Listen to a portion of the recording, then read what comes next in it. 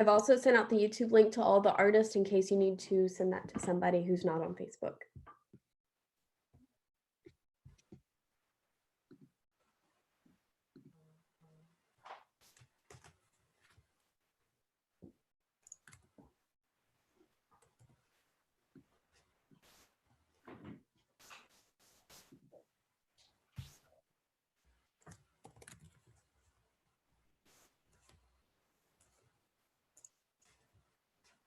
Okie dokie.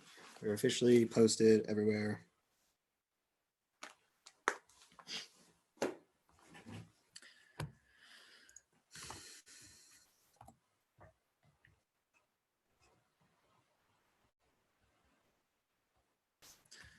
Hello to our fabulous 16 people watching right now.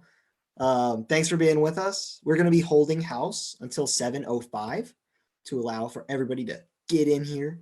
So if you're with us right now, thanks for being with us early. Addie is the first to comment in the chat. Make sure you get logged in the chat so you can join us and talk about the plays while they're going on. You can ask questions afterwards. It's really fun. Otherwise, go to the bathroom, go get a snack, go refill your water. You got until 7:05 until I start with a little spiel, and then we'll get into the show. So thank you guys for being here.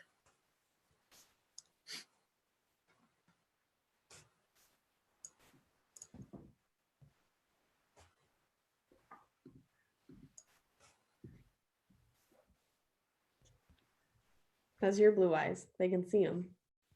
Ooh.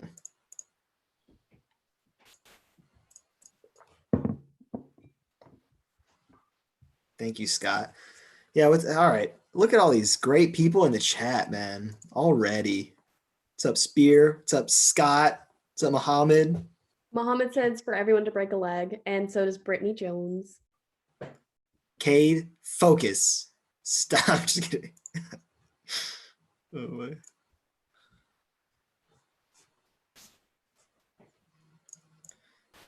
Just to reiterate, everybody, we're holding house until 7:05. Thanks for being with us. Get to see our lovely faces, some camaraderie.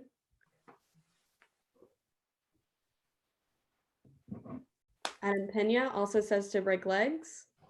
Tony Short also says to break legs. Hey, Adam. Hey, Tony. Good to see y'all. Hey, Mick. We got to break legs from comfort. It feels so special hearing it.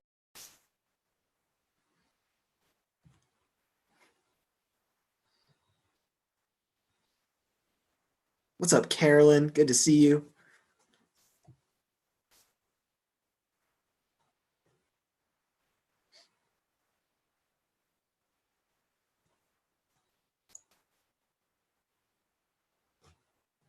No, you, Muhammad.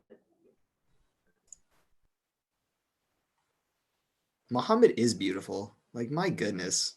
Absolutely. My goodness. Yeah. Today's the best day ever, according to my mug. Wow. Got to count down those last minutes until we start with something fun. Yeah. Reiterating, we're holding for another minute approximately until we get started. We got a lot of people watching the stream and in the chat. It's great. If you're here and you're not logged into the chat, I'd recommend go ahead and log into your YouTube so you can join us in the chat and you can ask questions, talk about the shows while they're going on. It's real fun. Can't really do that in a live theater, but in this, you could just say whatever the heck you want in the chat, and I'm moderating it, so I can make you not say things. Yeah, and also all questions that are asked during the show or right now will be answered during the Talkback, which will be really fun because we bring everybody who performed tonight back up, all the directors and playwrights that want to participate, which is super fun. 7:05, can I leave? Let's do it.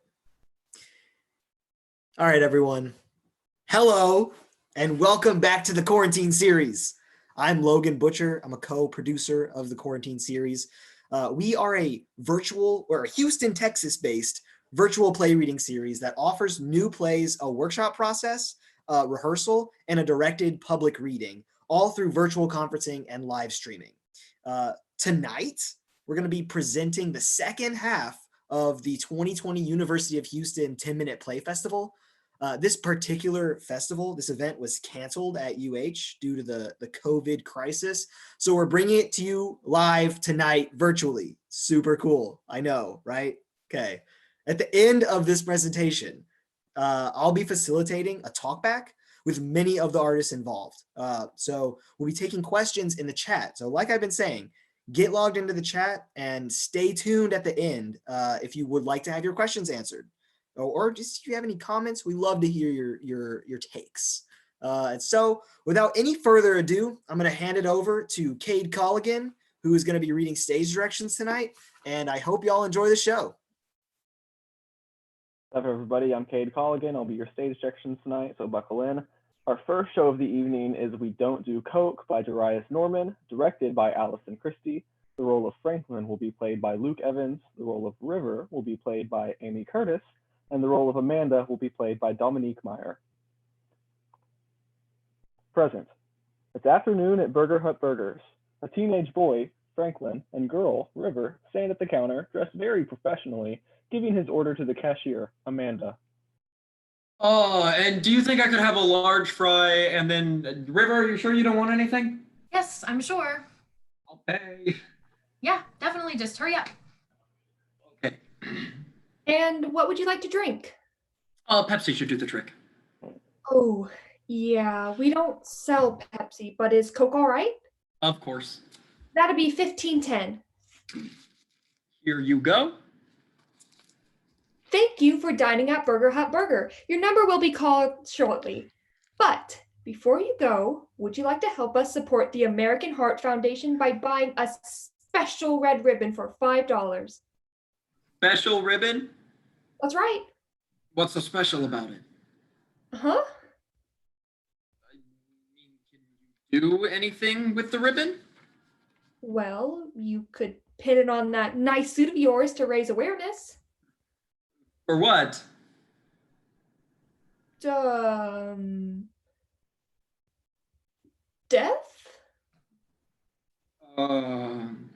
Just death? No, death caused by heart disease and stroke. Well, if you want to put an end to heart disease, then why don't you all just stop selling burgers? I don't know. Or maybe just put a salad on the menu? I mean, if we did all that, we wouldn't be able to sell you ribbons. Unbelievable. That was pretty funny. Sir, with your contributions, researchers can find medicines to prevent cardiac-related trauma. Crap, I left the rest of my cash in my car. Really? Yeah, maybe next time it's just to be truthful. I don't really feel like going all the way back out to my car. You're right. It'd be such a long trip back to the parking lot. Yes, exactly. But it'd also be a charitable trip back. You make a good point. I'll be right back. Okay, not enough. Franklin, stay. Wait, but I have to go get my I wallet. said stay! And you people have already taken enough of his money from that overpriced meat abomination you call a burger. Well, and now you want him to pay you an extra $5 for a ribbon? A ribbon. Some people like You're fucking crazy! River, What? are you good? Oh my God, I'm sorry. I think I blacked out. I've just been really fed up lately, and I guess Okay, come sit down.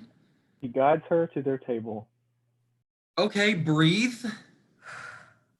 Now, what was all that about? I can't do this anymore. Franklin, the reason that I wanted to see you after practice today is to talk to you about something. Hey, what's going on? I think you should quit debate team. What? Why? Me and the rest of the team just feel like you aren't as passionate about it as we are. What are you talking about? I love debate team. Oh, come on, Franklin. You can't just love debate team. You have to want to marry debate team. And you're holding the rest of us back from our matrimony. What the hell are you talking about? Oh, okay, brace yourself, Franklin, because this may come as a bit of a shock to you, but you are soft, weak-minded, meek, submissive, dumb, numb, acquiescent. I get it. And you can't just be on the team and let every conversation you have slip through your undersized hands. Something's got to give. So what are you saying? If you aren't going to quit the team, then I will take the high road as president and kick you off. Okay, come on, River, that's too far.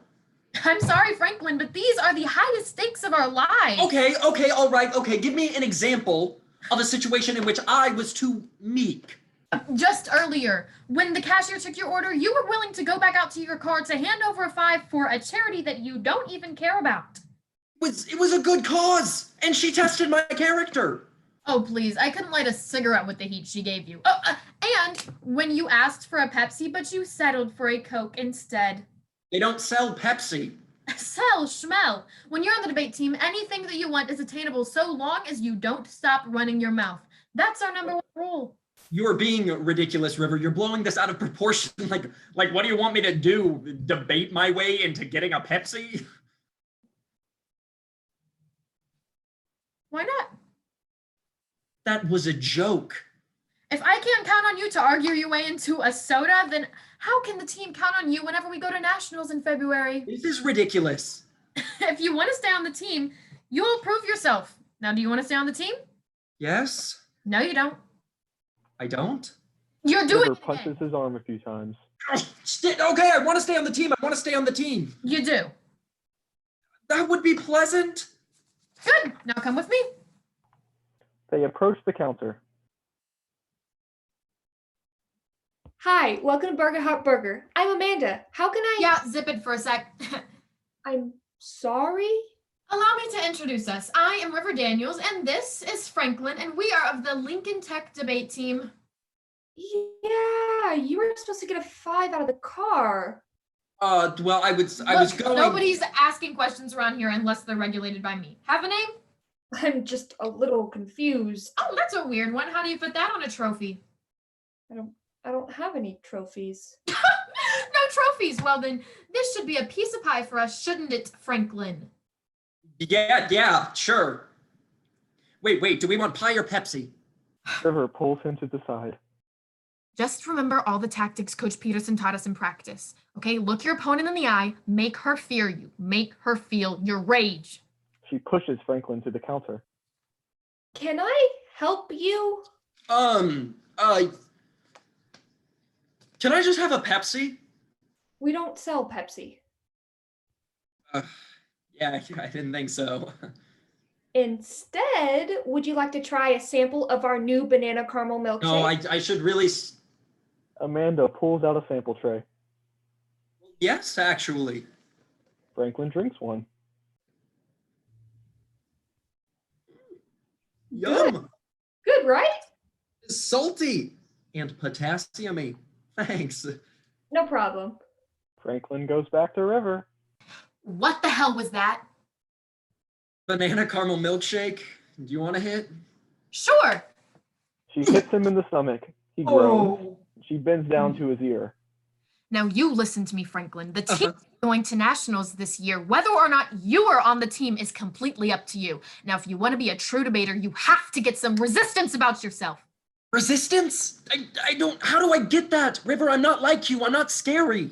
Scary? You think I'm scared? No, that was a slip of the tongue. I meant you're inviting and approachable in every way. Look, I'm going to share a secret technique of mine with you. When all other methods fail, tailor your facts a little.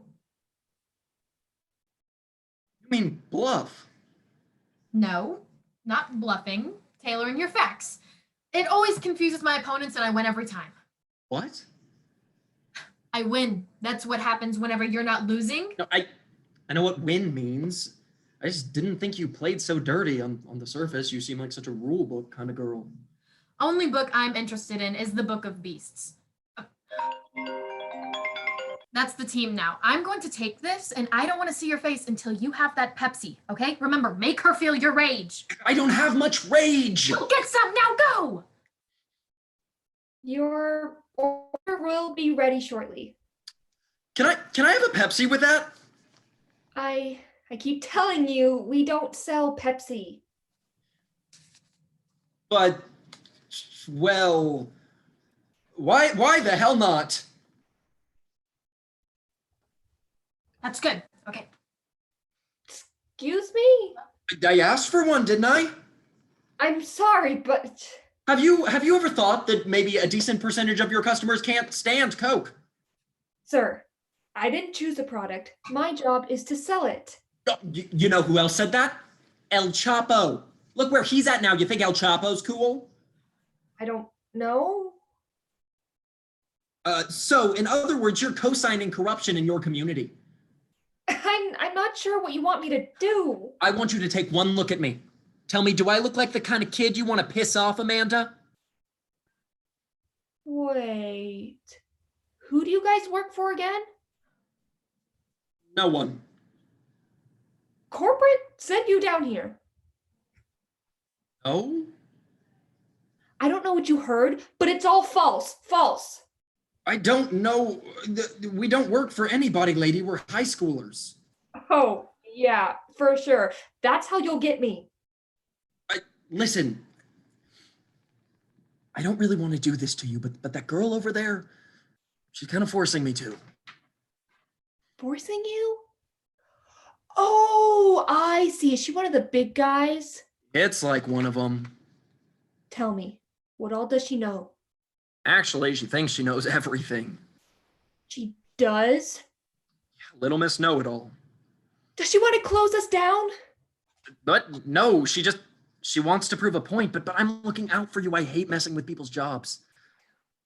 What's gonna happen to my job? Nothing, I hope. How can I satisfy her? All she wants is for you to give me a Pepsi, but I know you guys don't sell Pepsi. Can I tell you a secret? Sure? Last year, all of the Burger Hut chains were supposed to make the switch from Pepsi products to Coke products. But the other night, I accidentally saw my manager refilling the Coke machines. And instead of using Coke mix, he actually used Pepsi mix. What? I asked him why he was deceiving the customers, and he just told me to shut up and do my job and sell more ribbons. But that's that's false advertising. I know.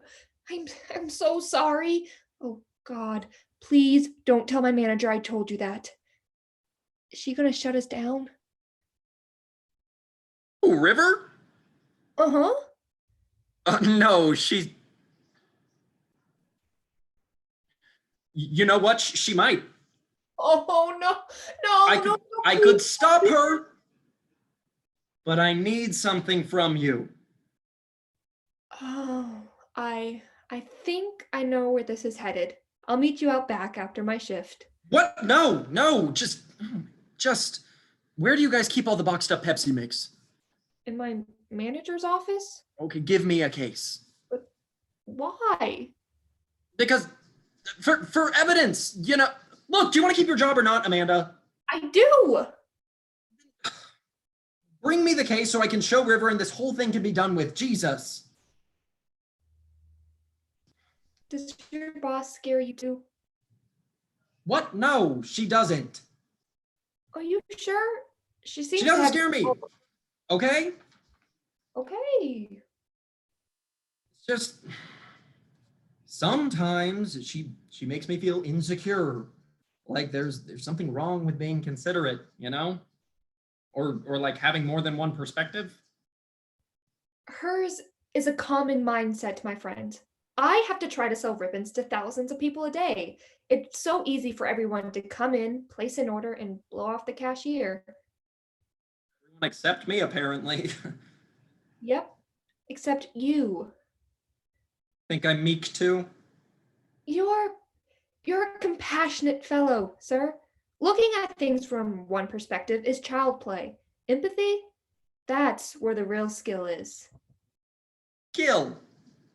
You think I got skill? Oh, yeah.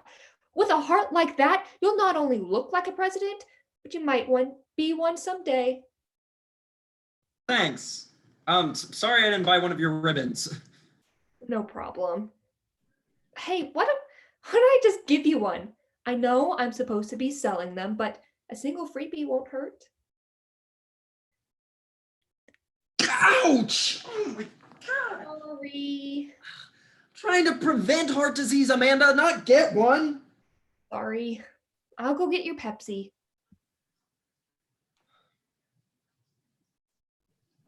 What happened? She stepped away for a minute because, What off, did you? well, I actually, should confess something, Franklin. The team has been on my guts about kicking you off. The only reason I gave you this silly task is because I figured you would fail. And as usual, I wasn't wrong. but River, that's... Don't argue with me, okay? You know, we both know that you wouldn't win. I'm sure that under different circumstances, you wouldn't be so, well, miserable. Amanda comes out with a case of Pepsi and his food. Just take it. I put your meal on top. I am so sorry about all of this, Mr. Franklin. As you should be. And Amanda, Yes? the next time I say I want a Pepsi, just give me a damn Pepsi. Of course. You were saying, River? I think the deal was that if I could get a Pepsi, I could stay on the team. I'm just a little confused. How do you fit that on a trophy? End of show. That was We Don't Do Coke by Jaurius Norman, directed by Allison Christie, the role of Franklin, played by Luke Evans, the role of River, played by Amy Curtis, and the role of Amanda, played by Dominique Meyer. Next up is Don't Quit by Rebecca Dominguez, which was directed by Laura Marino. Kendall will be played by Anna Maria, Lucy will be played by Joy Germany, and Sam will be played by Rebecca Dominguez. Lucy is 22, a grounded, supportive young woman. She acts old for her age. Kendall is 21, a hot mess of a woman. She acts young for her age. And Sam is 20, a talented singer and musician. In the script, Sam uses she pronouns. However, Sam can be any gender or non-binary.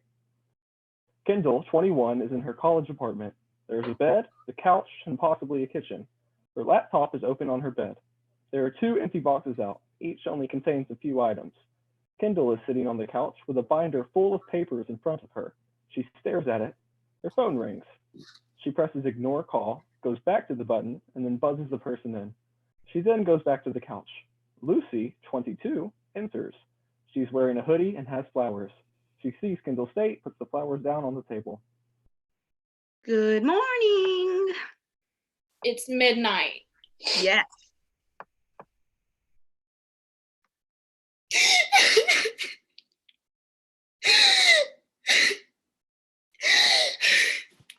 It's too hard.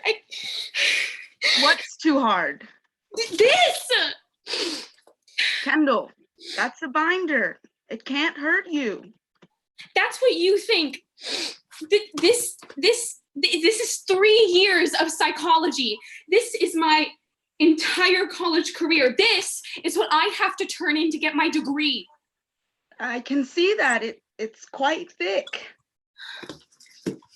Look at it. All these half-assed, unfinished assignments. 3 years of this. All in this 3-ringed book of broken dreams.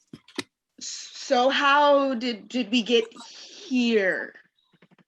This godforsaken thing was due at noon today, so I took it to Dr. Lopez's office, and she opened it, and God, if you would have seen the look on her face, it was,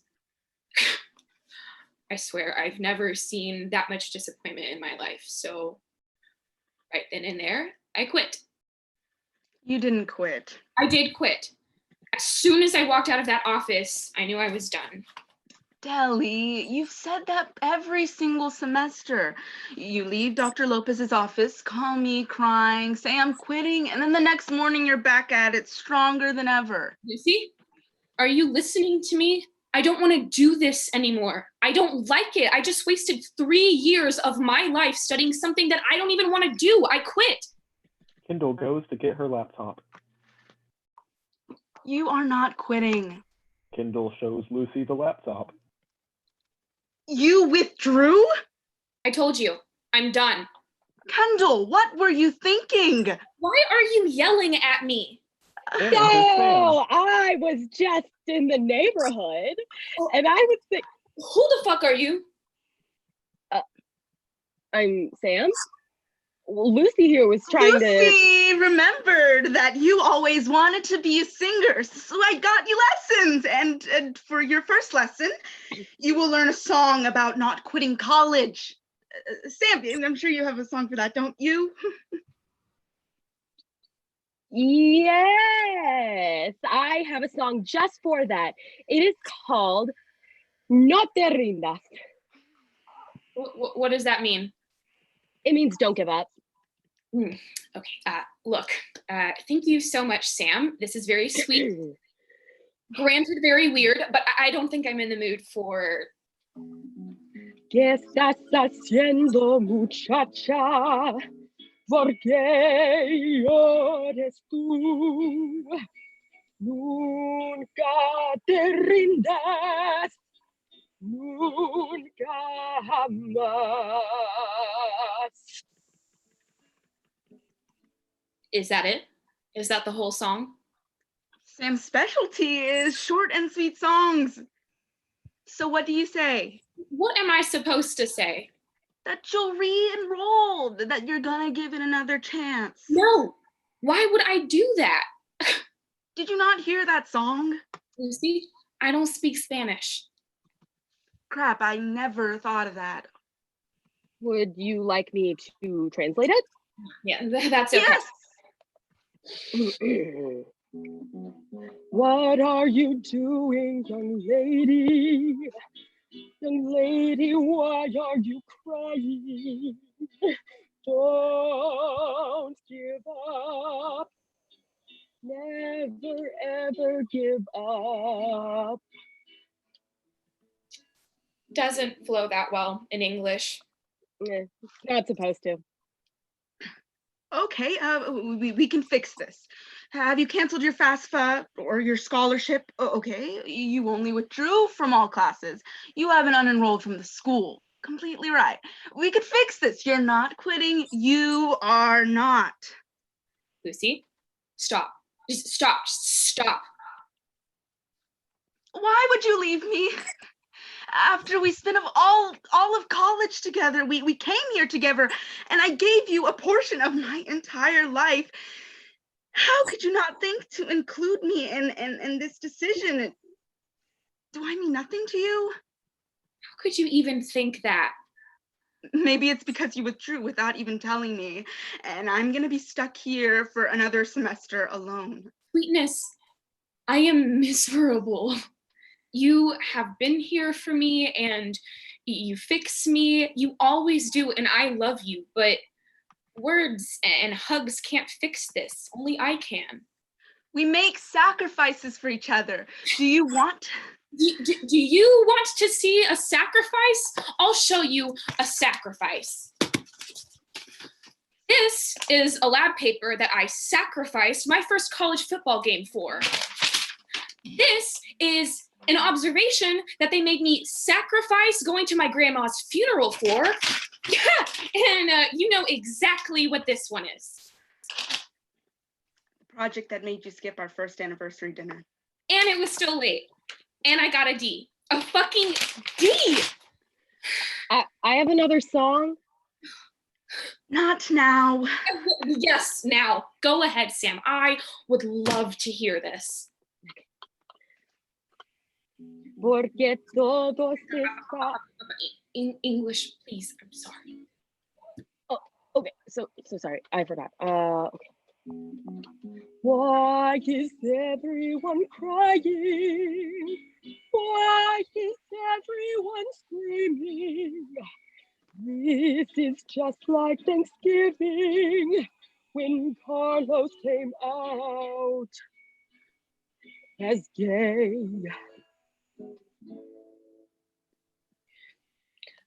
Wasn't that the same melody as the first song? I'm doing my best, okay? I can't believe you do this. I love you. I love you too, but I love you so much. I love you too, okay? I love you more than I love to breathe. Everything I ever did was with you in mind, but you can still do long distance. You only have a semester and a half, and then where are you going, Kendall? What do you mean? I mean, you packed up your boxes. Obviously, you're not staying here. Where are you going? Home, of course. You mean back to that shitty little town where we grew up? Well, I happen to like where we live. Lived? I don't live there anymore. I moved. I got out. I am never going back. Oh. Well, how come we never talked about, like... There's a lot of stuff we never talked about. I can't believe what I'm thinking right now.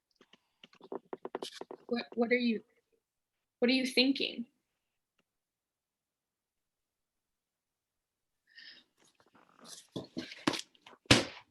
Luce, I am quitting school. I will find some other way to make you happy from 300 miles away, but if you're deciding to, if you're thinking what I think you're thinking, I don't know. Please don't think that. I am so endlessly and irreversibly in love with you. I'll do anything for you. I will drive across America to see every waterfall there is because I know how much you wanted to see them in person. I will buy us a camper and decorate it to make it all fuzzy and warm. I will watch hours of YouTube bartending tutorials to make you the best cocktails just for you, but I won't give up my happiness. And I know you'd never ask me to do that, would you?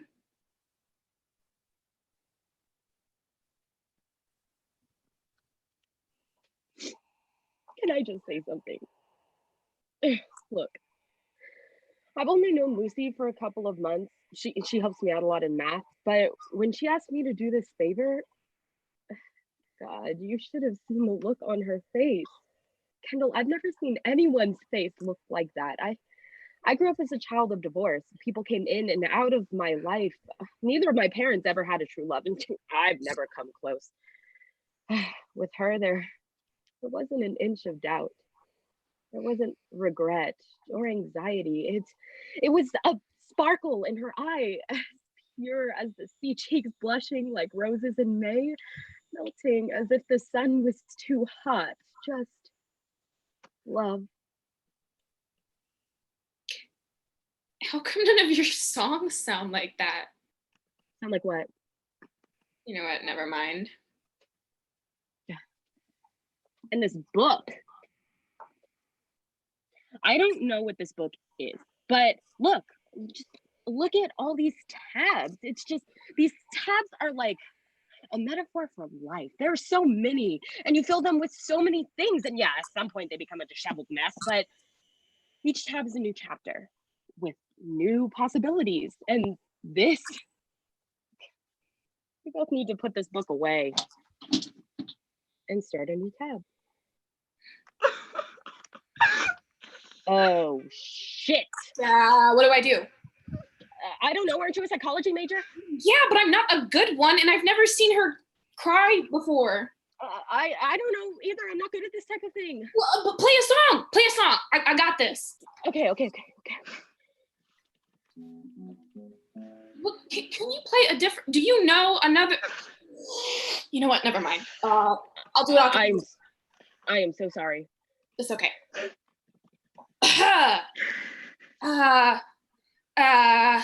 Hi, my name is Kendall. Hi, your name is Lucy. Hi, and this is Sam. She's a very good musician. She plays mariachi. She's not very good at math. then I'm not good at singing and I can't hold a tune at all. I love Lucy. I love Lucy. Like Ricky Ricardo loves Lucy. I love Lucy. I love Lucy.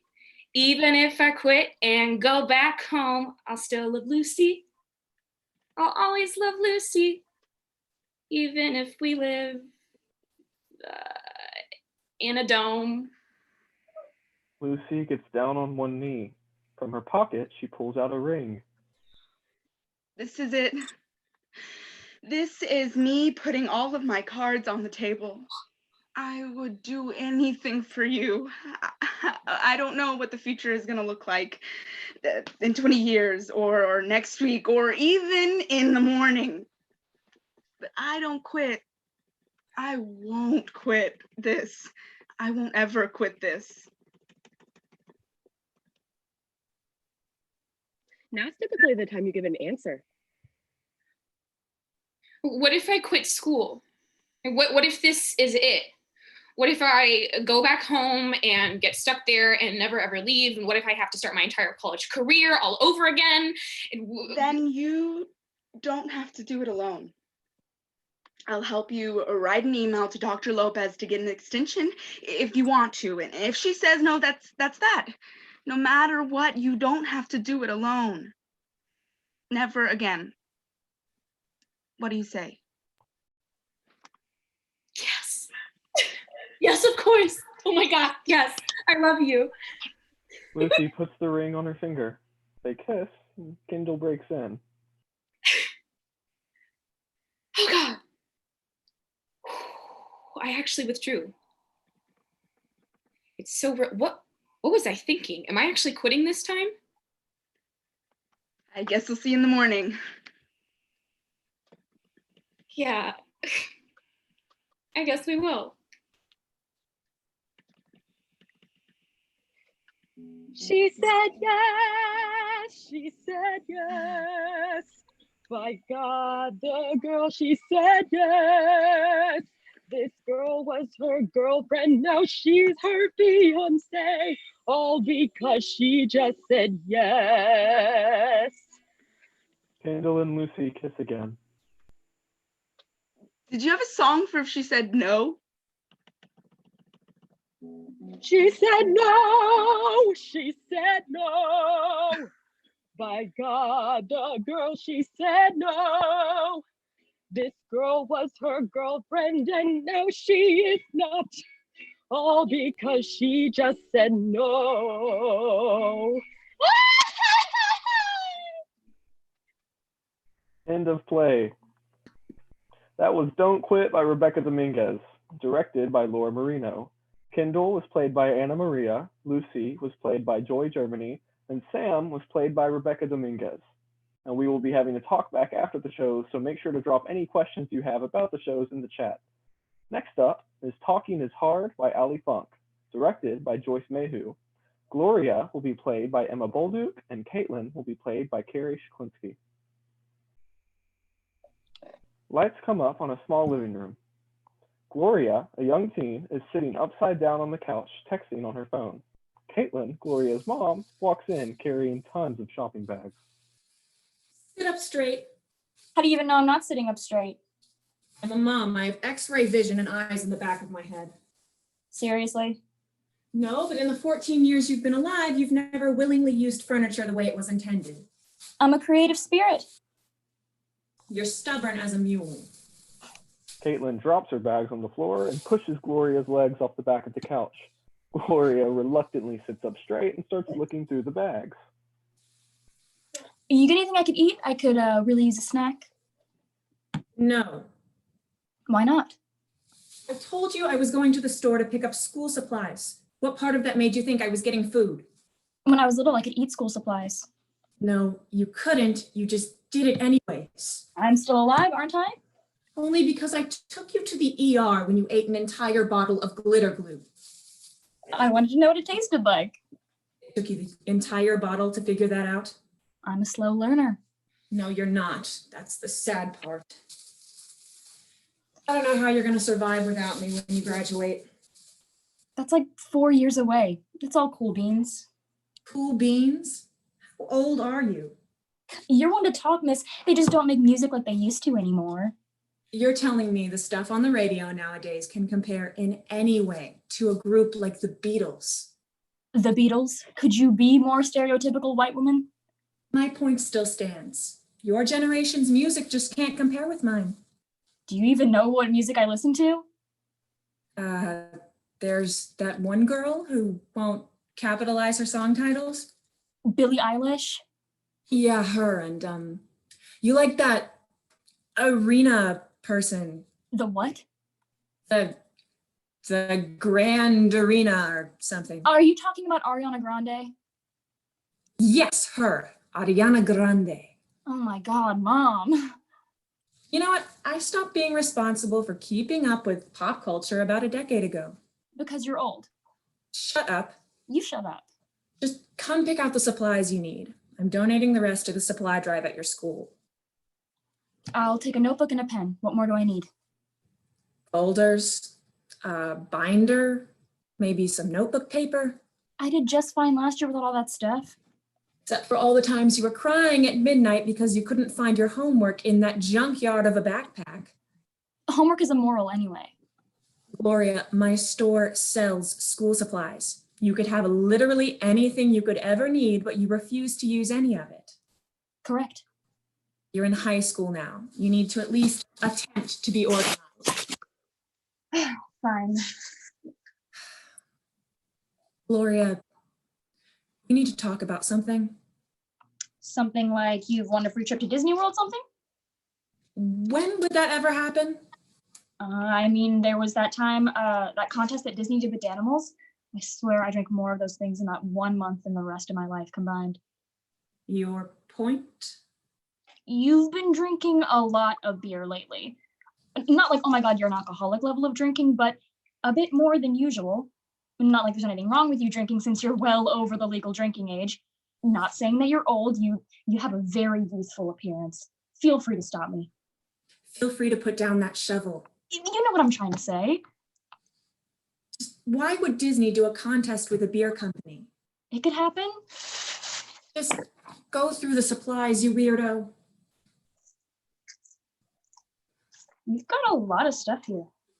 I told you I'm donating it. That implies that we can afford it. What are you, my accountant? No. Then you wouldn't know what we can afford, would you? I know we've started going to Panda Express instead of that nice Chinese restaurant on my birthday. Okay, saving money isn't a bad thing. Seriously, Mom, how'd you get all this stuff? I just picked it up from the store. Okay, I know you own the store, but can you just take stuff off the shelves? We should talk about that. Good, because I think it's high time we address the shoplifting problem in this area. What? There's been a high level of shoplifting in this area. Maybe the local teens have been wrongly accused. Did you just accuse me of being a thief? If the shoe fits. I am not a thief. That defense didn't work for Nixon. You weren't even alive then. I know history. Gloria, stop. I need to talk to you, and it's not about shoplifting. The healthcare crisis? Gloria. Okay, fine, let's talk. As you know, things haven't been very easy economically. I read newspapers. You read web articles. From newspapers. Right. Well, the store hasn't been immune to these challenges. Studies say challenges help build character and strength of will, so that's not necessarily a bad thing. For a person, that might be true, but for a company, not so much. What? No snarky comeback?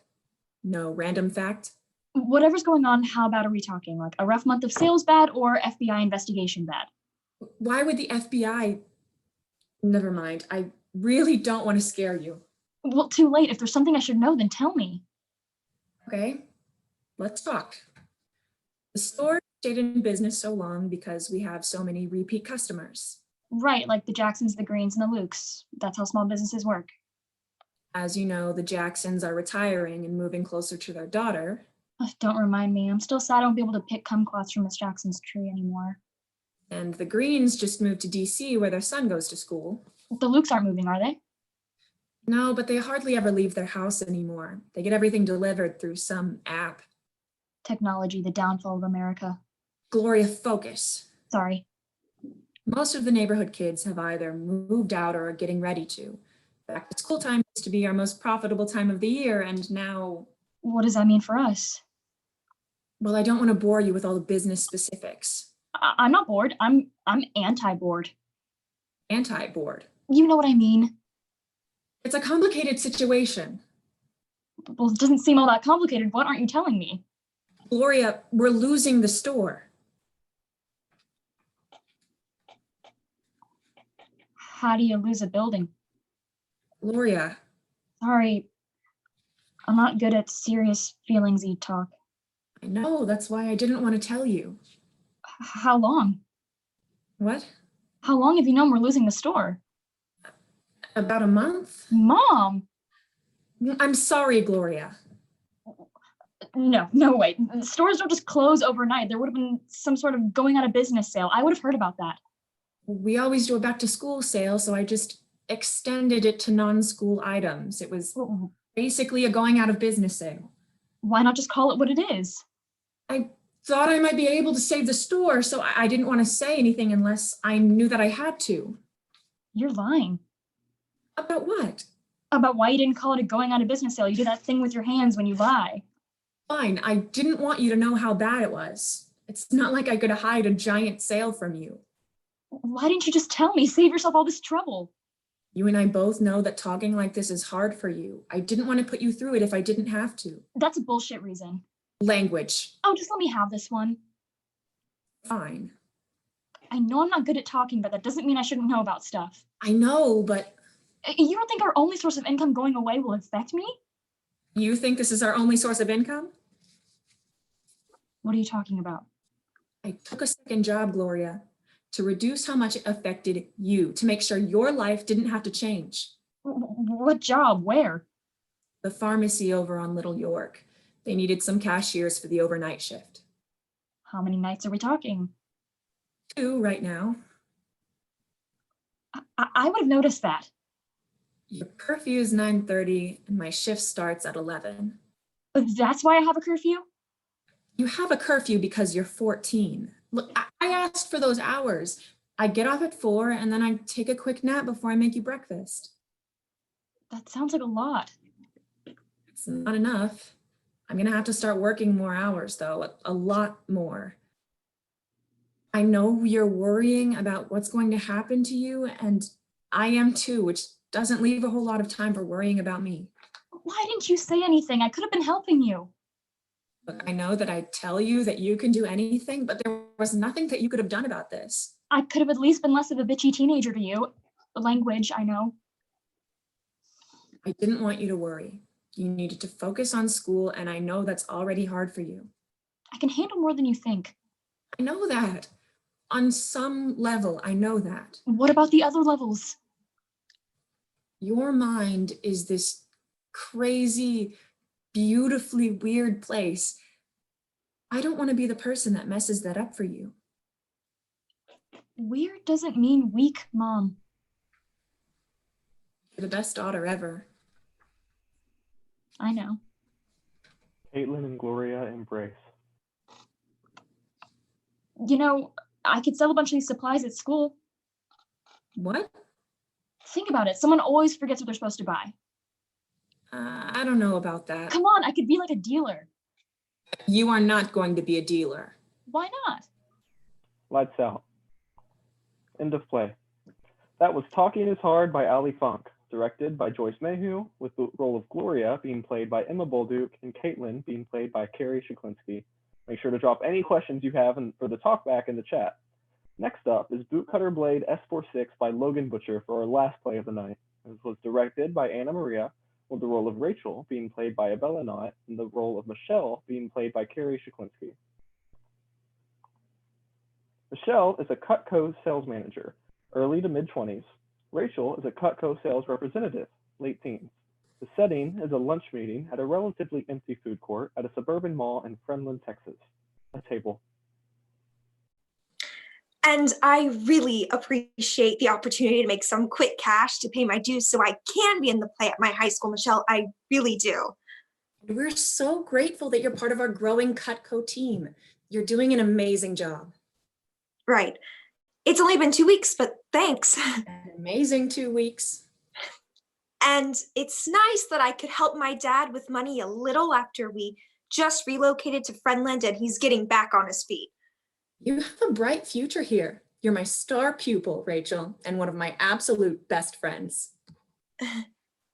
And you're one of my better friends here. In this new place, Michelle, I love that you've been so kind to me. Of course. I'm so glad you responded to my Craigslist ad and met me here at the mall. Right. But I don't think the setup of the company makes sense to me. It makes perfect sense. We sell great knives and recruit great people. But I can't really see myself like recruiting for money. Like I don't have any close friends here. I'm new to... I'm your friend, silly. Just wait until you start recruiting. You'll have so many. Right. And I don't have anyone else in my family that'll buy a set of knives from me. Everybody's broke. And that's where sales comes into play. Your fiery saleswoman demeanor and kick-ass Cutco sales strategies like the one I'm about to show you today. After this week, Michelle, I can't see a future for me at this company. And you'd let something tiny and silly like that stop you from becoming the greatest entrepreneurial version of yourself? Yeah. Nobody can see the future, Rachel. We're humans, not intergalactic psychic monkeys. I guess that's true, but You're my star pupil, my first extra-familial recruit as a new Cutco manager. Wait, I'm your first? And you being new to Friendland, this is the perfect way to get out there and meet new people. Sell them some great knives or recruit them for the best, most flexible job of their lives. But I don't know if that's the identity I want to project, Michelle. With the money you made in just the last 2 weeks, you can easily pay your high school so you can be in Beauty and the Beast. You'll bust into that theatrical social arena where you'll meet the best group of friends of your lifetime. You could be Belle. I guess. All because of Cutco and me. And I really appreciate that opportunity. Plus, with your dad struggling, waiting tables and auditioning at theaters in town, trying to get his foot in the door. Well, maybe I shouldn't have told you about all that. Would you really toss a golden opportunity in the garbage, Rachel? I mean, no, not theoretically. It would be very silly to throw all of this away, Rachel. Very silly, right? I think it'd be silly to stay if I don't believe. You had an amazing hustle this week. I did? You've definitely got that fiery, intense, Cutco trailblazer spirit. Do I? Oh my God, Rachel, yes. The fiery sales spirit is just emanating out of your eyeballs. Look at those intense eyeballs. Please stop staring at my eyes. Your eyeballs speak for themselves, Rachel. My family just bought the knives for me out of pity, basically. No, it couldn't have just been pity. It was all pity. Not pity. You're underestimating the power and the lifelong utility of our Cutco sales strategies, Rachel. Okay. My 3 aunts each bought a set, but it was definitely out of pity. They're trying to help out my dad indirectly. He's a proud guy. He won't take any money from them. Wow, that's a masterful saleswoman move. Oh, that was not my proudest moment. You should be extremely proud of your initiative, if nothing else. Just wait until you're armed with our latest and greatest product. I really don't know who else is going to buy knives from me. What about Aunt Tabitha's book club? If they can afford books. I don't know. And they can surely afford knives and kitchen knives. I'm not really that close to Aunt Tabitha. And Florence likes you, right? I'm sure Florence has some wealthy church friends, no? You said she goes to Lakewood, right? I don't want to approach my aunt's church friends about knives. Just be confident. Look at your first 2-week numbers. This company can clearly take you as far as you want to go and can take yourself. That's actually what I wanted to talk about, how this company seems like a... Incredible. Like an incredible opportunity for personally driven and monitored growth. I know it does. No, it kind of seems like a... Just wait until you hear about this new product I brought with me, Rachel. It'll quell all your nervous teen energy. No, I mean, it kind of seems like a pyramid scheme. Don't! You said it. Don't say that ever. Don't say what? Pyramid scheme? That don't. This is not a pyramid scheme. Those are unethical and illegal. Oh. Right, but... This is a multi-level marketing company. We are a multi-level marketing company, Rachel. Say it. A multi-level No. Say this is not a pyramid scheme. Say it. This is not a pyramid scheme? Good. Now, this is a multi-level marketing company. This is a multi-level... No, try it with conviction, confidence. This is a multi-level marketing company. Say it with gusto, Rachel. Announce it. Believe it. People are staring at us, Michelle. Say it. This is a multi-level marketing company. Great. Now let me show you how you're going to make your next $400, the easiest money of your life. I'm still not... This is the Bootcutter Blade S46. She whips out a long knife and a flashy cowboy boot. Oh no, Michelle. This is by far the sharpest and most durable blade that Cutco has ever developed since the S45, the absolute best of the best. Okay. This is the sharpest blade available on the multi-level marketing market. Oh, cool. But there are like sharper blades like out there? Nope, not on the multi-level marketing market. Right. But what about in the actual market? This sucker is so sharp and durable that it cuts straight through the heel of this thick-soled reinforced cowboy boot without dulling significantly. Okay. Is that not amazing to you? Isn't that just incredible? I guess it's interesting, but I just don't. Just watch, and imagine how easy it'll be to close a sale, maybe your wealthy neighbor or school principal, when they see you do this. She cuts the boot in half easily. It's fun! It's so much fun! See? Isn't that so much fun?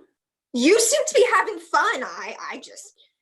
Here, try it. I brought you your own Bootcutter S46 and a personalized cowboy boot. See the little R I embroidered? It's for Rachel. So you can try it out and keep a little souvenir. Here, try it. I don't think I can keep this job, Michelle. Oh? I'm pretty sure this is a pyramid scheme. My dad raised some pretty good points. There's nothing wrong with multi-level marketing. Here, just see how fun cutting the boot is. I'm not cutting the boot. I personally embroidered an R on this boot for you, Rachel. Just cut the boot. Take the knife. Get the knife away from me. Take it. I'm not cutting that fucking boot, Michelle. Take this fucking knife, Rachel. I'm sorry, okay? Can I please have my $400 profit from last week so I can leave? So you just want to take your money and leave me in the dust with your personalized cowboy boot? Yes, please. Cut the motherfucking boot, Rachel. You're my star pupil, my only pupil. Oh, my God, Michelle. Cut this boot, Rachel. Give me my money. I don't even understand. Why would anyone want to cut through the sole of a freaking boot with a fucking kitchen knife? Because it's intriguing and fun. And it makes no damn sense, Michelle. This all makes perfect sense, Rachel. I thought you were a good friend, Michelle, but you're freaking psychopath. That's what sales is, Rachel. Just give me my money, Michelle. This is crazy. Fine. Your 400 minus the boot.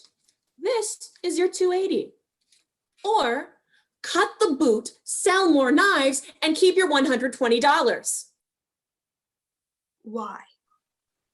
Would you buy $100 boot just so you could cut it in half? That's insane. Cut this fucking boot. Listen to me, Rachel. If you can seriously walk away from this company after cutting through this fancy boot, feeling the utter badass power and life-changing entrepreneurial energy that flows through you, then maybe you just don't belong here at this incredible company. Maybe you just don't have. Rachel cuts the boot quickly. There. Now give me my fucking money. Oh, I didn't think that you would. It's my money, Michelle. Give it over before I call the police. Fine. Take it. Jesus, thank you. No, Rachel, stop, please, please, just wait, please, Rachel. What, Michelle? Please don't do this. Please, you're my star pupil, Rachel. I love you. You're my best friend, Rachel. We're besties. Think of all the knives you could sell, all the money you could make. So much money. All of the new friends you could recruit. So many friends. You could have so many great new friends, and you could be just like me. You could climb the ranks to be a manager, a Cutco manager, just like me, Rachel. Doesn't that sound amazing? I don't know how I'm going to find another person as great as you, Rachel. I've already invested so much into you and into this company, time and my own money. Why did I buy all of those fucking boots? Why? I've invested so much of my money, Rachel. I need you to stay. I'm in so deep, Rachel. So deep. I'm in so much debt, Rachel, so much debt. And I need this to work out. But it's not all bad. It is not bad. It's all great. It can be great. You can make buku bucks and make so many incredible new friends and win huge bonuses and cruises to Cancun. Doesn't it sound like an amazing life to you, Rachel? The life of a Cutco manager. It's an amazing life. I promise it's an amazing life, Rachel, and I need you to, it can be amazing. Just please, Rachel, I've invested so much. Please. As she's about to answer, blackout. End of play. That was Bootcutter Blade S46 by Logan Butcher, directed by Anna Maria, with the role of Rachel being played by Abella Knott and Michelle by Carrie Sheklinski. Thanks everyone for coming, and we'll now be having all the artists together to participate in our talkback facilitated by Logan Butcher. Make sure you drop your questions in the chat. Thank you, Cade. I'm going to try and keep myself together because I just saw my play go really well and I'm really excited. But I'm keeping it together, y'all. I'm keeping it together, okay? We're glad to have everybody on. Glad to have everybody in the chat with us who is sticking around. Thank you. So we're going to go ahead and get this talk back started. Please drop your questions in the chat if you have them. We need questions to answer, so please, please, please go ahead and drop those in the chat. There is a small delay between what happens here in the Zoom and on the YouTube.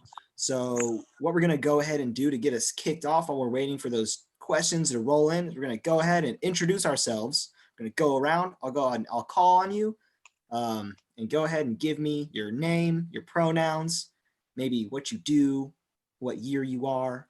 You know what I'm saying? So I'm Logan Butcher. He, him is my pronouns. I am a senior playwright at the University of Houston. Madison, you want to go ahead? Hi, I'm Madison Sutton. I am a stage management major. My pronouns are she, her. Yeah. Cool. Oh, and I'm the other side of the quarantine series. Woo. Anna Maria? Oh, yeah. My name is Anna Maria. My pronouns are she, her. I'm not in school. I'm a journalist, as well as doing all this artistic stuff. And yeah. Awesome. Cade? Hey guys, I'm Cade Colligan. I'm a freshman actor here at the University of Houston, and I am a he, him. Joy? Hi, I'm Joy. My pronouns are she, her. I am a freshman acting major at University of Houston. Awesome. Luke? Hi guys, my name is Luke. My pronouns are he, him, and I am also a freshman acting major at UH right now. Awesome. Amy? Hi, my name is Amy Curtis. I am a freshman acting major at UH as well, and my pronouns are she, her. Allie? Hi, I'm Allie, she, her, and I'm a sophomore playwriting and dramaturgy major. Dom? Hi, I'm Dominique. I'm a acting sophomore, and my pronouns are she, her. Carrie? Hi, my name is Carrie. My pronouns are she, her, and I'm a sophomore acting major. Becca? Hi, my name is Rebecca Dominguez, she, her, and I am a junior playwriting dramaturgy major. Awesome. Emma? Hi, I'm Emma Bolduke. I'm a freshman acting major at UH, and my pronouns are she, her. Abella? Hello, my name is Abella Knott, she, her, and I'm a sophomore acting major at the University of Houston. And last but certainly not least, Allison? You're give you one of these. Got you. Yeah. I'm Allison Christie, and I'm a lecturer of performance studies at the University of Houston, and she, her. Yes. Awesome. Yeah. What an amazing show, first of all. Great job to all our actors who really put it on tonight. Like, my goodness. So I think I'm going to kick us off with, we have a question from Scott. Hey, Scott. Good to see you with us. He asks a very simple question, very simply stated, but I think it's a big question. I think it's for the playwrights. He asks, inspirations? Yeah. How about we start with Allie? Do you want to talk about the inspiration for your play? Yeah, so I know Comfort touched on this last night, but we have a weekly assignment in our playwriting class where we basically have to write a page of dialogue based off something we saw or heard. So my play came from one of those assignments. It was a toddler and a mom in Target, and the toddler was picking up everything in the cart, asking if she could eat it. There was food in the cart. She wasn't picking up any of the food. She was only picking up the school supplies. And this happened. Gotcha. Cool. Yeah, no, those observations are always, yeah, they really can feed into something else. It just creates a scenario that you're just like, yeah, that's really interesting. I'm gonna write about that. Becca, you want to talk about your play? Mine is also an observation, based off of an observation. It was the first class that we had of playwriting. It was a Friday. And so Dr. Shimko was just like, go about somewhere on campus and write an observation of something you see. So I went to, if you know it's the Red Room at University of Houston. It's just this big study room with a piano. I saw this guy like kneeling down to this girl, and she was like sobbing for some reason in public, and she's like, I can't do it, I quit. It was the first week of school, and she's like, I can't do it, like it's too hard, college is too hard. And I'm just like, ooh, you know. And my grandpa's a mariachi singer, so that's where Sam came in, and that's it. Awesome.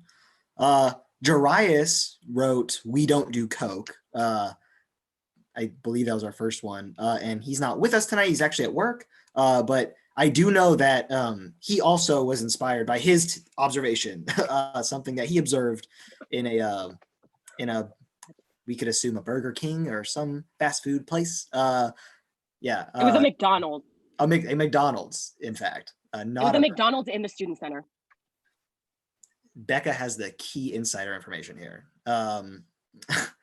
My inspiration for Bootcutter is pretty personal. When I was in high school, this Cutco cult, really, I mean, it's a pyramid scheme, but like it came through our little theater program in high school when we were doing Beauty and the Beast, actually, when I was LeFou. And I don't know, all the cool kids in our theater program were all in this Cutco thing. And it was like this social order that if you weren't in the Cutco thing, you weren't going to the parties, you weren't like, you're like special. And it was just so weird. And they kept trying to trying to recruit me. And I'm like, this is a pyramid scheme. I'm not going to do this. So yeah, I just find that so insanely funny. The entire recruitment, and I mean, it's just like this cult of like people selling knives. It's so ridiculous. You're selling knives door to door to your family or whatever. It's insane. So I wrote about that. It's it's pretty fun. Cool. So this is for our directors. I think we have one of our directors here, Allison. Do we have two? Is Anna Joy Maria here? Ward. Oh, Anna Maria directed mine. Wow, I forgot. We do have. I'm sorry. Thank you, Madison. We have two of our directors here. So the question is, as a director, what are you looking for? But I kind of want to expand on that. What are you looking for? But also, I guess through this platform specifically, what was it like to direct on this platform as opposed to in a room? Because it's much different, I assume. Maybe it's not that much different. So Allison, do you want to go ahead and hit it first, and then I'll go to Anna Maria? Yeah, sure. I kind of went into this not really knowing what to expect. My directing background is strictly in theater. I've never done anything even with any sort of film. And so calling into rehearsal that first day was this whole new world for me. And it was interesting to see what we could do and how we could sort of pick at this conflict in We Don't Do Coke, and how we could use the camera to do it. Initially, I always thought about this play I always thought of, well, what does this play look like in space? And how do these bodies move through this space? And then all of a sudden that was taken away. And so my approach when I was directing it is, how do we sort of ignite this conflict, and how do we just watch it burn and then finally, explode? It was a little bit different. It was kind of a challenge. It was, but I think it was really fun. I think trying to play around with a different type of storytelling, I think, brought out some moments in the play that would have looked really, really different if we had like full bodies in space. Right. That really makes sense. And like something that I've been really interested in is how this makes you be more creative. Instead of, you have to really unlock that, what am I going to do, and play around. So you're really playing. And I guess I can let Anna Maria talk more on that. So how is this process for you? Other than Logan Butcher just disrespecting me 5 minutes ago, it's been really great. I love you. I love you too. So now that we're wrapping up, I'm gonna let y'all know this is actually my first time directing. So first of all, shouts out to Carrie and Abella for being an absolute dream of a cast. Really what I was looking for were actors that were excited about the text and excited to bring it to life. And I found that in these badass women. But yeah, this platform is fantastic for a number of reasons. One of them being accessibility, which I will go in about in a minute. But from the directorial side, it is limiting for sure, especially, actors don't have the same kind of connection they would have on stage. But we also have this really fun space to play in and out of. So you can do a lot of fun things with props in this off-screen area down here or here. So yeah, just definitely instead of viewing this platform as a hindrance, using it as an opportunity to do exactly what Logan said and find creative ways to harness it. But a big pro of this, accessibility spiel time. Theater has long since been an elitist, exclusionary, and wonderfully important art form that has not been accessible to the masses. It continues to be that way to this day. Even in the middle of this crisis, there are people not making an effort to keep the arts alive so that everyone can see them. This tech space removes financial barriers, removes physical accessibility barriers from disabled patrons. There's always going to be that gap with accessibility to certain technology, but all in all, so much better and so much more important in terms of getting art out to audiences who otherwise would not be able to appreciate art. We're making art accessible all 2020 and afterwards. Everyone get on the Zoom train, period. Good, and better than I could say it. I feel the exact same way. We love this platform. Thank you guys. Those were great answers. So I have a question from my lovely sister, actually. Hi, Chelsea. Thanks for being with us. I love you. I'm not sure if y'all have already talked about this, but did you already have these scripts written prior to the COVID-19 pandemic, or did you have to rewrite it for this medium? I'll go ahead and tackle that. So all of these scripts were written prior and selected prior to anybody understanding that there was going to be a global pandemic. All of them were selected to be performed on the stage, and essentially our jobs here, our job was to convert it or figure out the best way to do it on this platform. And I think all the actors did a lovely job adapting, and all the directors did an amazing job figuring things out.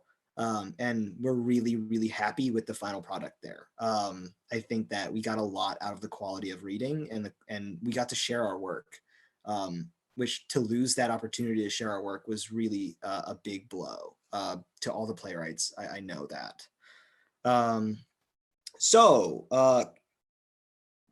Okay. As an actor, how different is this from performing for an audience in terms of not being able to gauge the audience reaction? So for our actors, how is this different from performing in front of an audience? You don't have that interaction. Does anybody want to take a stab? You can give me a hand. Bella, go ahead, and we'll hit you, Luke, after. It's very, very, very different. Not necessarily in a bad way, but it is kind of challenging, especially when you're doing a comedic piece, because as like you're used to people laughing at jokes, and so you go the entire time being like, well, am I funny? Am I not funny? Are they like laughing at me? Am I just messing up the entire thing? Something that's really helped, I know, like me personally, is like every time we've had a rehearsal, Logan and Madison and Anna Maria have always been like, oh my gosh, you guys, amazing, amazing. Just I'm cackling over here. And I'm like, yeah, okay, cool. Because it's a really weird experience, like, because you're used to people, that audience energy and audience feedback, to be like, well, I'm doing what I'm doing. I guess they'll like it. If they don't, they don't. Yeah, no, so, and you don't even have your scene partner in front of you to be like, are we clicking here? Like, is this going? Yeah, I don't know what's going on. Yeah. Luke, did you have something? Similar kind of. Definitely, like, in a perfect world, I'd love to be able to be like, no, there was no difference, so connected to the art form, would it matter? But like, definitely having that audience energy is a huge thing, just because like you feed off of that and you can feel it. And then another one with the scene partner, like I kept having the urge to like look up and dead in front of me, and I was like, there's my wall, my beautiful window. But it created some interesting challenges. It was fun. Yeah. Emma? Okay, so for me, something that like I thought of, or something that's like it made it feel like there was an audience for me, just because like I still had that like heart like beating so fast right before your scene starts, and like before you say your first line, that like rush that you get. So I thought that even though, yes, what everyone else said, like totally true, we are not having a partner, we are not having an audience there, but like I just thought that it was really cool that like I still had that same feeling, that same adrenaline that I always get from being on stage. I still felt like I was on stage. So I thought that was cool. Yeah, I was texting people before this, like, I am so nervous right now. My eyes go up. I have my tummy hurts. Any other actors want to talk about what it's like to not have an audience? Joy? I thought it like really benefited me, I feel like, because I wasn't distracted by what other people were saying, or you're thinking rather, sorry, no, don't talk in the theater, but it was nice. I think for the comedic effect, for me, it was nice to be like, to commit to something and not like play it to the audience. So like where it's like a joke, like playing it like a joke, but committing to the circumstance and things like that so that it is funny. And also it was just so much easier to listen to my partner too. I wasn't distracted with any other thing. So it was just easy to react, I guess, to really be the person, to be Lucy. Right. Anybody else before we move to another question? Awesome. Jane Lee, our outside submission, asked who selected the play for the festival and how are they selected? I can go ahead and touch on that because I ran the committee for selecting plays. Yeah, we send out a large call to as many people as possible. Hey, Joyce, glad to have you join us. Welcome. So we send out a large call to as many folks as possible. We gather as many plays as possible, and our playwriting cohort reads them together, and we sort them. And then we send a short list of outside submissions to our lovely, the head of our entire program, Rob Shimko, who reads through the scripts and selects the one winner from outside to be a part of our 10-minute play festival. Otherwise, we have 8. So we have 8 submissions from inside the school, and we select 1 from outside the school. Yeah, I was also on the committee. I was Logan's right-hand man, but I slacked. So Logan's like, I picked this play. But do you want to read it? It was so good. I'm so glad it was yours. That's it. Well, we did send a very short list. So from Brittany Jones. Hello, Brittany. We all love Brittany. For the actors and directors, were you able to do everything that you wanted with the script, or did you find that you had to adjust or change some things for the virtual performance? Does anybody want to touch on that? Becca? And then we'll get you, Joyce. So me and Laura were working with the script, and there was one huge chunk of just action. So Laura was just like, can we cut this? And so we cut it, and then there was a really like big gap, there was no transition. And so I'm just like, Anna Maria, read your lines. And then so she read her lines, and I'm like, okay, now you say don't quit, and then that's it. And now moving on. And so yeah, we had to also I had to fill in the role of Sam because my actress had not so good webcam. So that was a big adjustment too. And like, yeah, there was just things that didn't work out, but things also went amazing. Thank you for asking. Yeah.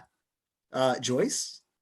I was going to say, everybody has gone from being stage actors to now being film actors. The attention that the camera gets on your eye wrinkles, you'll never get in a theater environment. And so directing wise, I have become a filmmaker by being a Zoom director, and actors can really stretch their muscles with film because they have such attention to the details of their face that they would never have the opportunity for in the theater. Totally. Yeah, we found out very quickly that this is much more akin to film acting at the beginning of this process. Any actors, directors want to talk about? Anybody else? Bella? I'll always talk. Good. Again, it was really cool because we were just talking about like you get to see so many more facial expressions, but I did find it super challenging as an actor and as someone who just loves to be running around at all times, being here, sitting here and not being able to, like, again, talking to my actual partner. I can't make eye contact with Carrie when she's not in front of me. And it's like, I didn't get to do everything I wanted to, but I'm happy for the challenge, if that makes sense, where it's like, yes, like I couldn't do what I wanted to do fully with like the show and as my character, but I don't specifically mind really because of like the new opportunities that this platform presents, where it's just like, now I get to be creative in a different way. And now like I can focus on just, so there are goods and there are bads to this entire process. Yeah, I am like pretty peeved that we didn't get to actually cut a boot in half at all, you know, because that would have been cool. But you know, like we got the suggestion of a cut boot. That's great. Anybody else before I move on to another question? Awesome. So I guess this ties in. Megan Spear wanted to know, to the actors, were you more or less self-conscious of your face/facial expressions during this than you are on stage? Amy? I was definitely, I don't think that I was self-conscious, but it kind of, it wasn't a very good habit, I don't think. To just like, because we're on Zoom, we see ourselves and each other, because to see your scene partner, like you're right next to them. And so you end up looking at yourself a little bit more than your scene partner, which is something that you're usually not aware of, you know, whenever you're on stage, like you can't, like there's no mirror, you know? So I think that that definitely, like it made you self-conscious, or it, I don't know, it was like almost checking in on your own acting or your own facial expressions. It wasn't super healthy, I can't lie. Yeah. That was one thing that was definitely something to try to, like, during the reading, I would look at my scene partner and then I would look back at myself and then I'd be like, oh wait, no, look at my scene partner. So it was kind of hard to break out of that. Yeah, that's really interesting. And we also like have been playing with like, do you look into the webcam? Like, you know, like making eye contact. It's like, what does that mean? Emma, did you have something? I did. I wasn't self-conscious about my facial expressions or anything until after last night when I saw the screenshots that my mother took of my play reading and the ridiculous faces that I was making. Like, I mean, it just shows that no matter what, it transcends technology. Like pictures of me on stage with weird acting faces and pictures of me online with weird acting faces. It's like, it's all the same. It's all the same, you know? So I wasn't actually insecure, or not insecure, but like, you know, aware or super self-conscious about my facial expressions until it was brought to my attention. Good. We all love a good mom. You know, we love our moms. Anybody else about your face, your lovely faces? All right, we'll do Dom, Carrie, then Joy. So with me, it, like when we were rehearsing, I was like Amy, like checking in on my little camera, and then I kind of just got used to it. And there was a sense of freeing because you're not on stage where you feel every single eyeball on you. And so I kind of forgot that there was a camera here, and the things that came out of that were truly natural. That should come out on stage, but you always get that the little actor scare. So that was cool noticing that freeness from this Zoom, which you wouldn't think would happen. Yeah, that is weird. Carrie, what you got? I didn't look at like my screen that showed me like at all, like once. Like I knew from the beginning that would be a problem for me, so I just didn't do it. And then after, like I've already gotten pictures from my friends of me like from tonight, and looking at them, I'm not like, oh, my face or whatever. It's like my posture is terrible. The only letdown. So Well, you did great. Twice. Back to back. Joy? Yeah, I think there's a plus to not like knowing quite how well to work technology. So I could only see Anna Maria, my scene partner, or Sam or Becca. So it was nice to just see them and like just react to what they're giving me. And also, my mom walked in on me while I was performing, and I was trying to, I was like, go, go, go, go, go. And you know, it happens, you know, you just had to get used to it. That's television acting or screen acting for you. Show must go on. Yeah. That's great. That's great. Okay. Let's move on to our next question. We got one from Carolyn Richards, who read stage directions last night and did a great job. We all love Carolyn. What a queen, absolute queen. She asks, for all the artists, so anybody can hit on this, what was the hardest part about writing, acting, or directing the show that you did? What was the hardest part that you ran into? Becca. Then we'll go to Allie. Yes. That was a very concise answer. I assume that means it was, in fact, hard. Allie and then Anna Maria. So before the school shut down, I was able to have one workshop of my play, which is where, the actors read it for the first time and Shimko gives notes and we talk about it. And they also time it to see how long it is. And I went in there thinking, it might be a little bit under 10 minutes, but it'll be fine. And my play ran 5 minutes long. So I got to play, holy crap, I have to write 5 more pages before next workshop. So that was the hardest part for me, was trying to stretch that out into 10 minutes or something close to 10 minutes. And you did a freaking great job of, like, that play is so chock full of, like, yeah, funny comedy, heartfelt connection, mother-daughter bond. Like, get out of here. Did such a good job. Anna Maria, what was the hard part for you? This has been touched on before, but Logan, you mentioned it briefly, and I saw Megan asked in the chat. Looking at the camera, something we found out in like the first workshop in the quarantine series, Logan's other incredible script, The Sandwich Artists, which you can still watch on the quarantine series page and I think YouTube channel. So we found that looking, because obviously the instinct is to look at the screen because that's where your scene partner is. And you want to have a semblance of a connection with your scene partner as an actor. But when you look at the camera, it looks like eye contact and it looks really, really good and it's really powerful. So for especially earnest moments in particular, it's just been something that I've tried to do and a lot of us have tried to do, is maintain that eye contact with the camera, but that's really counterintuitive. But it looks good, but it sucks because you can't look at your scene partner. So that's been something to really get in the bones. Yeah. Anybody else with something hard that you ran into during this process or during this play?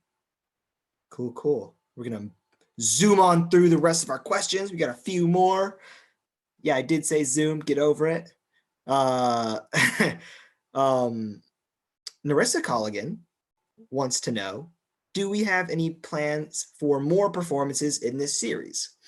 Hey, Madison, do you want to take that? I've been talking a lot. You do talk a lot. So our next one is going to be next Friday. We're going to be doing Adderall Nation by Addie Simons.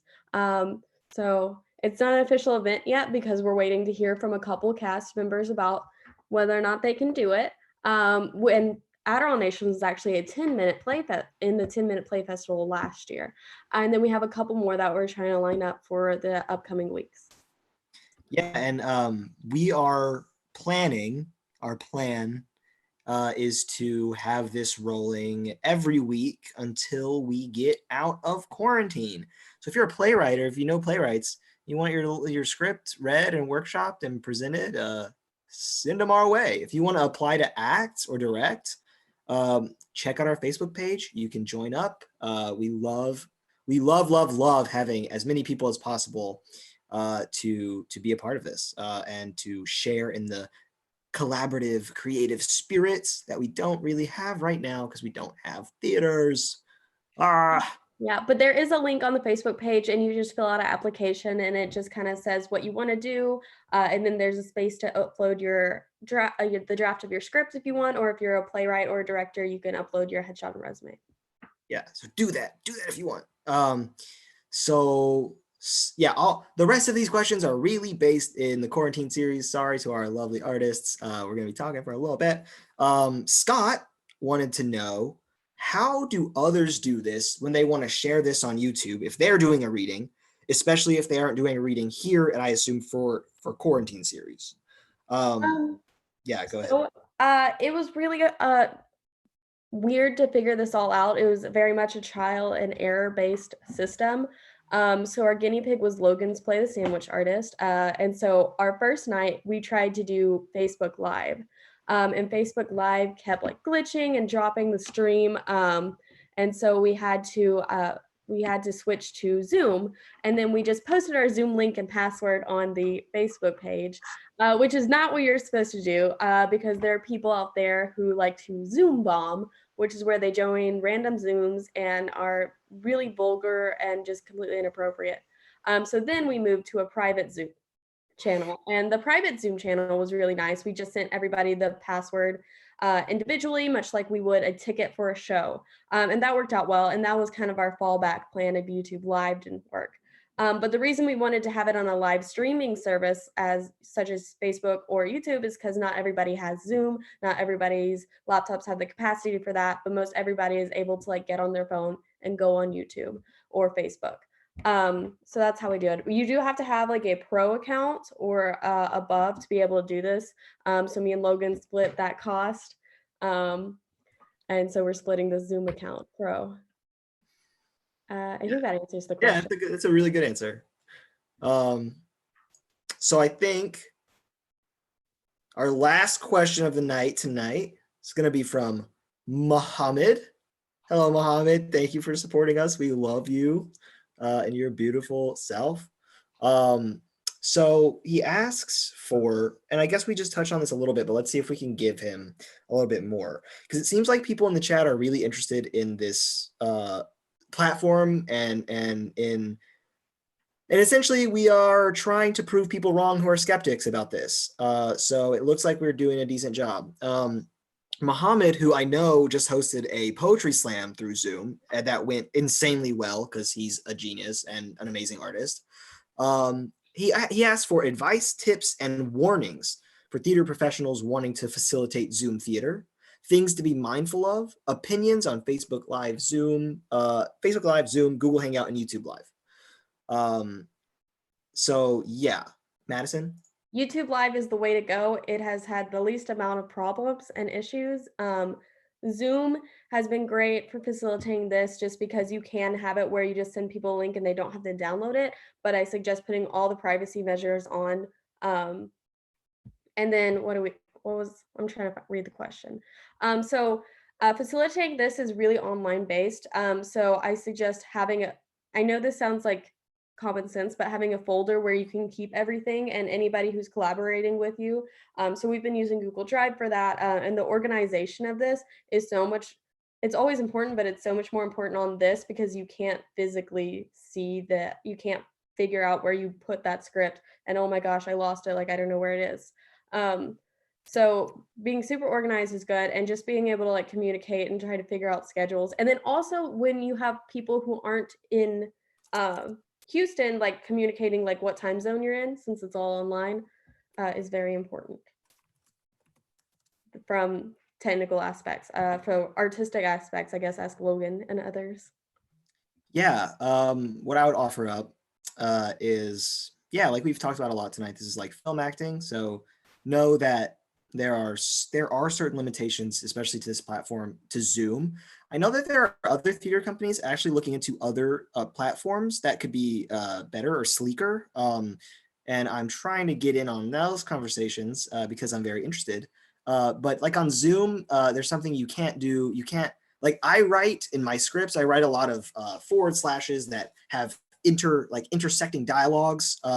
So you'll interrupt and you'll talk over each other and stuff. And on this platform, it really sucks that you can't really do that. So you really just have to be mindful of the limitations of the platform, and then figure out how to, instead of making that like a problem, how to just make it as good as possible. And so we found that, you know, every actor taking their line and really delivering it, and then letting the other actor bounce off that and taking it's very film-esque. So yeah, otherwise I would just encourage you to test before you do anything, so you don't run into technical issues on the night of, because that really sucks. So make sure you're testing everything. Yeah, and if any of you in the chat have any further questions about doing this well, or if you want to support us, I know Mohammed is asking about a virtual tip jar, so I'm going to go ahead and hit that before we get out of here. The quarantine series in its entirety is removed from economics right now. We cannot pay anybody. We are working artists, and all of our gigs have been stripped away. We're not making money. We're not asking for money. We know that everybody is in a tight spot right now, and that's not what we're doing. However, if you're really dying to support us, you can go ahead and email us, and we can talk to you about a way to support us. Other than that, Does anybody else have any final words? This is the end of our whole 10-minute play festival. So yeah, if okay, Anna Maria, you want to go ahead? Just real quick, just want to take a moment to shout out Madison Sutton and Logan Butcher for literally driving themselves up the wall this week, working tirelessly to ensure that U of H students and Houston actors in general and playwrights and artists have a space to continue creating. They have really cannot overemphasize how hard they've been working, y'all. So just snaps for them, man. Virtual snaps for them. Thank you, guys. Thank you. Joyce? That's what I was going to say. I was going to say this wouldn't have happened without you two. And thank you so much. And keep going, making art, even when they say you can't. And I wanted to tell you, Logan, that when I was in college, I bought the demo kit of Cutco knives. I didn't sell any. They are still in my mother's knife drawer. They're everywhere. It's too much. Yeah. Becca? And thank you, Joyce. Hi, I just wanted to say that all the actors and our two producers, Logan and Madison, are all age 25 and under. So support young actors because they are so good and like we deserve support and respect as well.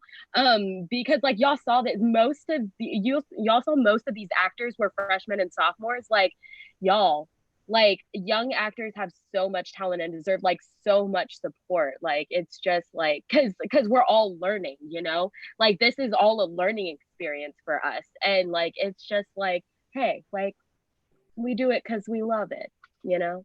Yeah, no, and that's why I was so glad that we were able to do this, to bring this 10-minute play festival to life, because it is one of the only opportunities that we get at the University of Houston, as far as playwrights are concerned, to really share our work. Allie, yeah, go ahead. I was just going to say that I know a lot of people I've heard talking about how theater on Zoom or something isn't going to work because it's not in a theater and there's no audience and, you know, sanctity of the theater and all that. But for me, during this rehearsal process, this was the easiest a process has been for me. Like, I didn't have to go to rehearsal at a time that's really hard for me. I didn't have to, you know, try to be in a theater that, let's be honest, that school not built for me.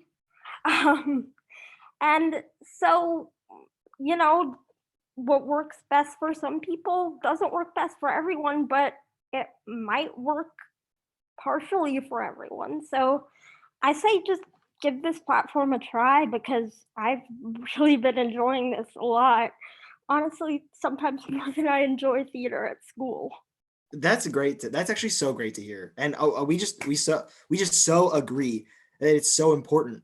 It's just really important. And I think especially for new play development and for readings, this platform to get writers writing and to get actors collaborating and to get directors collaborating, this platform is amazing. You don't have to drive anywhere. You can be in your room. It's beautiful. So I'd encourage everybody, if you're out there, if you're a theater artist and you want to work on new work, give this a shot. It's not as bad as it seems. So yeah, without anything else, I think we're going to wrap it up tonight. I want to thank everybody in the call for being here tonight and for doing such an amazing job with this whole festival. We could not have done this without you. I know y'all are all thanking us, but truly we could not have done this without all of you. And so we're so grateful. And for everybody in the chat who has questions, who stuck around this whole time, we love y'all. And please, please, please subscribe to our YouTube channel. Go on our Facebook page and give us a like. We're at the Quarantine Series HTX on Instagram. You can hit us up there and stay tuned because we have a lot more stuff coming down the pipeline for y'all. So thank you so much and have a great night. Thanks for being with us. Please stay on the line.